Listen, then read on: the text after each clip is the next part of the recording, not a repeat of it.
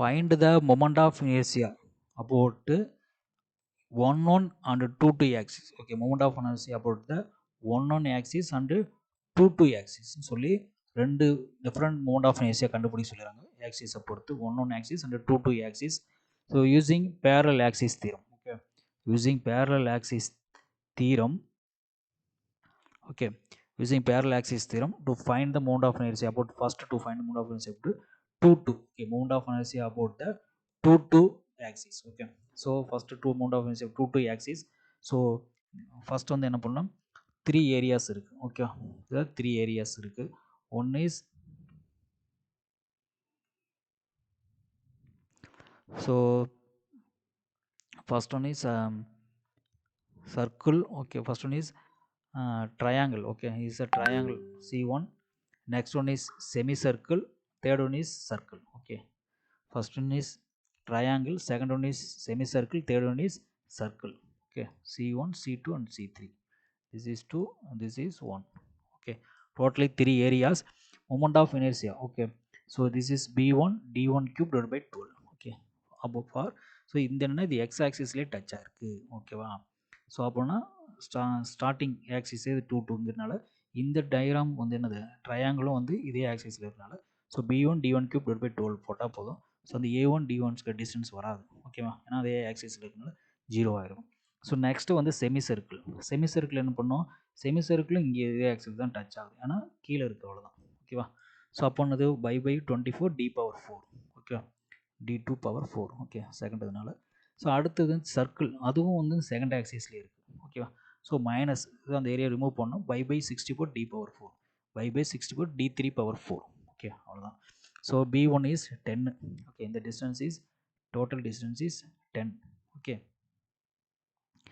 this total distance is 10. Okay, na இது இந்த distance என்னது சர்க்கிள். ஓகே, சர்க்கிள் ரேடியஸ் வந்து 5, இந்த பக்கம் radius 5. So total distance is 10.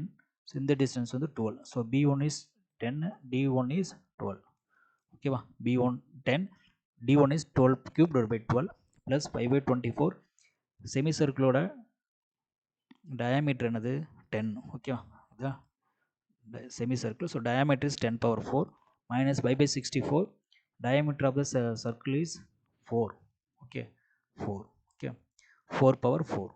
So இதை simplify பண்ணோம். So 1440 plus 245.3125 minus 12.56. So இதை simplify பண்ணும்போது moment of inertia about the axis 2 2 is 1672.7525 centimeter power 4. So diagram வந்து சென்டிமீட்டர் டெர்ம்ஸாக கொடுத்தாங்க. So terms of answer is centimeter power 4. இது moment of inertia about the centroidal 2 2 axis. So next is moment of inertia about the first axis. Okay, 1 on axis பொறுத்து கண்டுபிடிக்க சொல்கிறாங்க. So இப்போ change ஆகும். So B1 I1 is B1 D1 cube divided by 36 கொடுத்துரும். So இது distance கொஞ்சம் தள்ளி இருக்குது. ஓகே, இந்த டயக்ராம் ட்ரையாங்கிள் எங்கே இருக்குது, இந்த ஆக்சிஸ்லேருந்து சம் டிஸ்டன்ஸில் இருக்குது. ஸோ அப்போ என்ன பண்ணணும், பேரல் ஆக்சிஸ் தீரம். So half BH A into dy1 square. A equal to area is half BH, half B1 H1. இந்த distance பார்க்கணும். ஸோ இதிலிருந்து distance is 5A. ஓகேவா, இதோட சென்டர் டிஸ்டன்ஸ் பார்க்கணும். ஸோ இங்கிருந்து இந்த டிஸ்டன்ஸ் 5 கொடுத்துரும். ஓகேவா, 5A. இதோட சென்டர் பாயிண்ட் கண்டுபிடிக்கணும்னா H/3. ஓகேவா, H/3. ஓகேவா, 5 plus H2/3. Okay, 5 plus H2/3. Okay, H2 so H1. Okay, this is a H1 first one. So H1/3 whole square. Okay, plus semicircle. So 0.11 R2 power 4 plus area. Okay, area into area semicircle by R2 squared by 2 into distance. Okay, இந்த distance இங்கே வந்து என்ன பண்ணணும், செமிசர்க்கிளுக்கு distance இது இங்கே தான் இருக்கும் centre point. So இப்போ என்ன பண்ணணும், நமக்கு இந்த டிஸ்டன்ஸ் தெரியும், R தெரியும் 5A. இதில் இருக்கிற டிஸ்டன்ஸ் நம்மளுக்கு தெரியும் ஃபார்முலா சென்டர். ஓகே, பயாஸ் ஆக்சிஸ்லேருந்து சென்டர் பாயிண்ட் செமி சர்க்கிள் பார்க்குறது 4R/3π தெரியும். ஓகேவா, ஸோ அப்போ என்ன பண்ணணும், இந்த டிஸ்டன்ஸ் வரத்துக்கு என்ன பண்ணணும், 5 - 4R/3π. 5 - 4R/3π போட்டால் இங்கேருந்து இங்கே போகிற ட்ராவல்னு தெரியும். 5 - 4R/3π. ஸோ அதுதான் R2 - 4R2/3π.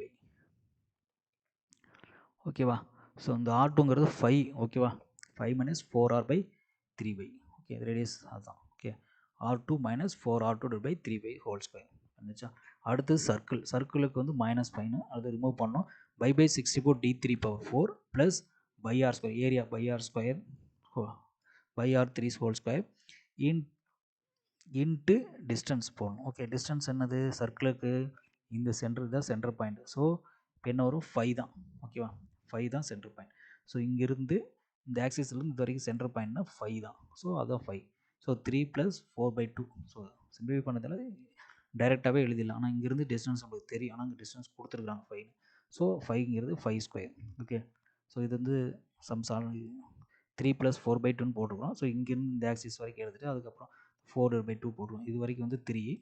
ஓகேவா, இது வரைக்கும் 3. ஸோ அதுக்கப்புறம் 4 + 2 போட்டுருவோம். ஸோ அது தேவையில்லை. ஸோ இங்கே டைரெக்டாக டிஸ்டன்ஸ் நம்மளுக்கு தெரியுனாலும் 5². ஓகேவா, இதை சிம்பிளிஃபை பண்ணோம். I11 is B1 is 10, D1 is 12³ / 36 + half 10 × 12 + 1/2 10 into. Okay, B1 is 10, H1. Okay, H is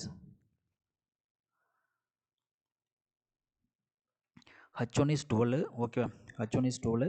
5 + H1/3. H1 is 12. 12/4, 4 + 9. Okay, 5 + 12/3. So 12/3 is 4. 5 + 4 is 9² plus 0.11 R2. R2 is 5 power 4 plus 5/5 square divided by 2 into R2 is 5 minus 4 into R2 is 5/3 whole square minus 5/64. So the diameter of the circle is d4. Okay, diameter of circle is given is 4 cm. So plus y into radius is 2. Okay, 2² per circle whole square into 5². Okay, distance. So இதை simplify பண்ணோம். 480 simplify இதை 4 பண்ணால் 480. So இது வந்து 4860. இதை simplify பண்ணால் 68.75. இதை simplify பண்ணும்போது ஃபுல்லாக என்ன வருது 325.0806. ஸோ இதை சிம்பிளிஃபை பண்ணும்போது 12.56 + 314. ஸோ டோட்டல் கடைசியாக final answer is 5340 + 393.8306 minus 326.56. So கடைசியாக moment of inertia about the base 1 axis, okay, is 5407.2706 cm/4.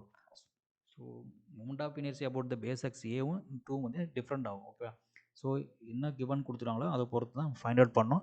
இது வந்து ஏ ஆக்சிஸ் கொடுத்துன்னா 1 and 2 ஆக்சிஸ் பண்ணியிருக்காங்க.